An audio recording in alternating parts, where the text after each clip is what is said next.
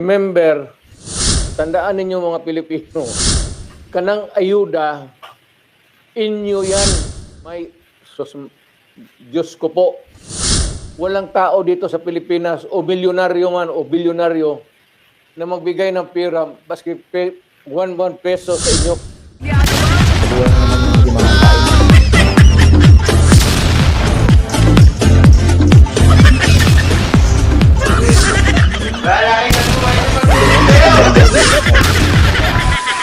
Ang kaigsuunan ko, dugay-dugay na kong nawala pagka-mayor. Kung nakitaan po na ako, sa pagkawala na ako, daghang nausab sa even the landscape, building, ang Davao by leaps and bounds tremendously improved. Traffic is, the congestion is very serious. We might want to improve on this. Wala na tayo dalan ka. We cannot expand San Pedro. Di na tayo pwede mong guba o building sa right of San Pedro. That is not possible anymore. What we can do is maybe go to another place, build another city like Makati, like Manila noon. Then there is a Makati, there is a Quezon City. We build satellite.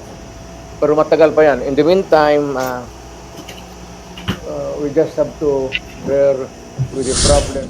Inutil yan. Hindi magagana yan. Kaya kung mag-green tapos mag-stop yan, and yet the traffic is convoluted, magsunod-sunod na, pag green, nandiyan pa rin yung mga sakyanan sa gitna. It means tao, manpower talaga. Even in Manila. So, that is a solution that we might want to look into. More warm bodies, human beings who man the traffic. Only during rush hours lang naman. Maglagay tayo ng marami. Pero permanently, ilagay sila dyan. Pero during rush hours, kailangan nandyan sila to control the flow of traffic. Alam mo, isa dyan, mag-conk out, magbara, o magbanggaan. Kung walang tao ang mag-control dyan, magsabi dito tayo muna magdaan, dyan na magkabuhol-buhol yung traffic. So, manpower is what is needed of the moment. We will try to solve it. What does that translate or mean to anybody or everybody? It means that Davao has developed tremendously. Maraming sakyan. Not only Davao City, but yung community.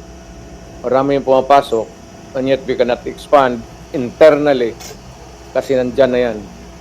What we can do is just control yung traffic sa loob. Tao talaga yan. Kasi yung highway okay na yan. So, konti na lang. But we need more traffic personnel. So yung traffic division ng police department will ask the Philippine National Police to add more men. Total maraming trained motorcycle cops dyan, nag-training. And we would need about, tingin ko, another 50 or even 75 to maintain the smooth traffic. It's really a problem of manpower. Hindi mo masahan yung red tapos green kasi pag nakabuhol-buhol na itong wala na magawa itong wag mo masahan, hindi mo masahan yan. Dito ka sa baba magtingin tao. So, kailangan magbitaw ka ng maraming tao. That is one solution that or about the own solution at the moment that's in our hands that we can improve on. Kunting pasensya lang kayo. Ang ibig kong sabihin, bigyan ninyo kunting panahon ang gobyerno mag-isip at to implement the solution. Not immediate, but as soon as possible. Parang gano'n. Although synonymous yan, pero yung immediate kasi urgent at hand, as soon as possible. Because we have to train, you have to go into the budget. Kung may pera pa ba, then train them for about a month or so, then before we can let them go out to help maintain traffic control. Yung ang nakita ko. Yan ang pag-usapan natin kasi yan ang nakita kong problema. Mapag-usapan nga minsan itong style ng gobyerno. If they want something outside of hindi madala ng o kulang o hindi madala ng Congress o kulang yung flow ng sentiment, yung tawag nila ng popular will ng tao, ang nangyayari most of the time, ang ginagamit na is not convincing people on the merit, ito may problema sa ating bayan. O we try to solve it, hindi na by mga representative natin sa Congress. Shortcut na yan, ginagamit nila pera. Ayuda. Pinaparaan sa ayuda. Remember, tandaan ninyo mga Pilipino, kanang ayuda, inyo yan. May, Diyos ko po, walang tao dito sa Pilipinas, o milyonaryo man o bilyonaryo, na magbigay ng pera, maski 1 peso sa inyo. Walang taong magawa ng laro ng mga mayaman. Yan binibigay ng mga politiko, milyonaryo man o mahirap, hindi nila pera yan. Pera ninyo. Kaya kung may problema ang bayan, tapos ang isyo na sa harap ninyo, you are made to choose either referendum or plebiscite. Maawa naman kayo sa anak ninyo, future generation. Isipin ninyo yung problema. Yung ibigay ninyo ng pera, kunin ninyo, kay pera ninyo yan. Hindi gago itong nag-imprinta yan sila ng pera, ipamigay. No, it's your money. Ninanakaw nila yan. Yung iba naman, kagaya ng Kongreso ngayon, parang naubos talaga ang pera ng Pilipinas. Parang tubig gastos nila. Uncontrolled use of money. Basta halos imprinta na lang, baski wala na value. Ano kasi natin, ang peso is, ang valuation niyan is, gaano kalaki ang negosyo mo. Kung kaya ng negosyo mo sa store, yung pera mo na papel, piso, 5 pesos or something. Kung dito ka sa mataas, 10 pesos, 50, 100. Kung dito ka naman sa taas, tag 1,000. Ganun yan. Ganun ang ekonomiya. Kung nandito ang ekonomiya natin, yan lang maibigay natin. Kasi kung maski na bigyan kayo ng sobrang pera, yung pera mabibili ninyo, mauubos yan. Kung ganun kakapal, kasi ganun kamahal.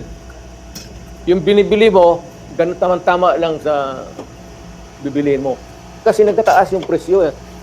Yung huwag ninyo sabihin na ang pera nakalamang. Hindi, tabla yan, ganun palagi yan. Hindi pwede yung Carne Norte, bababa lang, tapos sa taas yung pera mo na mabibili. Ang Carne Norte, habol yan pati sardina. Ganun ang laro dyan. Kaya kunin mo yung pera, gastusin ninyo, huwag kayong mahiya, huwag kayong tao na mag-guilty. Hindi karapat-dapat, pera ninyo yan. Walang tao dito sa Pilipinas na gago na bibigay ng pera sa Pilipinas. Pera, ayuda, huwag ninyong, huwag kayong magkaroutang na loob. Pera ninyo yan. Nilalaro lang tayo. Tangkapin ninyo yan, pera ninyo. Sabihin ninyo, dagdagan pa ninyo. Kasi yung pagod namin pagka-Pilipino, kulang ito. Ika'y nagtatrabaho, liborer ka, nagkukontribute ka sa ekonomiya ng Davao. Mga building, someday yung ginamasa mo ng simento, maging building yan. You improve the economy kasi yung mga building yan may mga kwarto-kwarto. So marami magpasok ng kailangan ng mga kwarto-kwarto, negosyo. Tayo sila ng mga building ito, kailangan nila ng mga... Ganun ang ano niyan. Ibig sabihin, walang libre dito sa buhay na ito. Pinaghirapan mo yan. Inyo yan. Tanggapin ninyo, inyo yan. Huwag kayong magpasalamat. Yan ang mensahe ko para sa Pilipino. Sa mga kaigsunan akong Pilipino, mga kapatid ko, sa lahat na, sa buong bayan ng Pilipinas,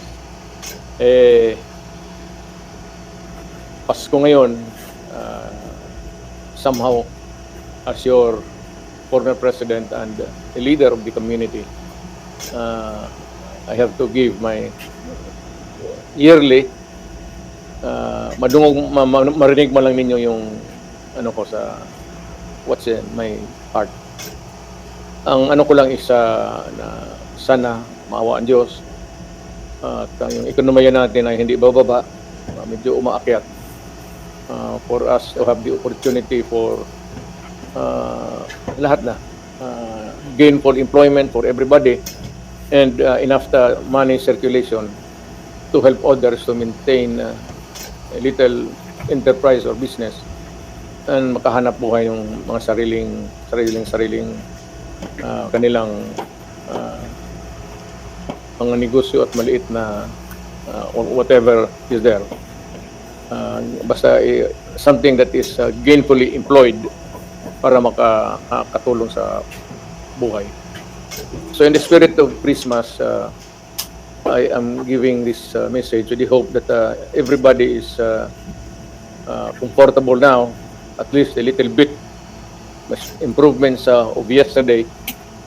At sana magpatuloy ang law and order na ngayon. Masyado magulo ang bayan natin.